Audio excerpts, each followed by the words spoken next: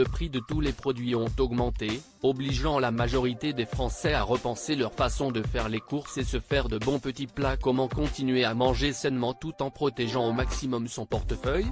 Laurent Mariotte a quelques éléments de réponse.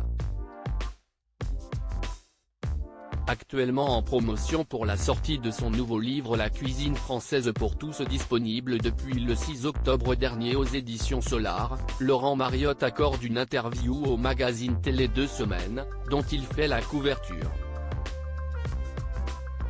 Aux commandes depuis 14 ans de petits plats en équilibre sur TF1, le chroniqueur culinaire de 53 ans guide chaque jour les téléspectateurs en leur offrant de nouvelles recettes qu'ils peuvent réaliser chez eux, sans se ruiner.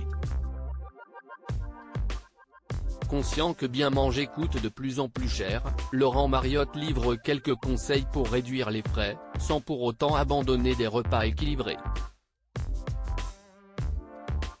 Préparer en plus grosse quantité, le double par exemple, pour congeler ou recycler les restes, conseille-t-il dans un premier temps auprès de nos confrères. Un pot-au-feu peut ainsi se transformer en hachis parmentier, en petits farcis, en croquettes de viande.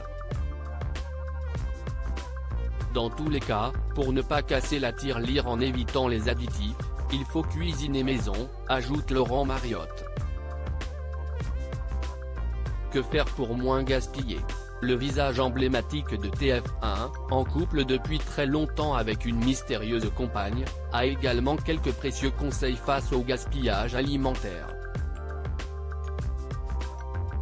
Je conseille d'acheter des légumes bio, pas besoin de les éplucher car ils ne sont pas traités, explique le papa de Léonard. Je pense notamment à la pomme de terre ou à la patate douce dont on peut consommer la peau après une cuisson au four.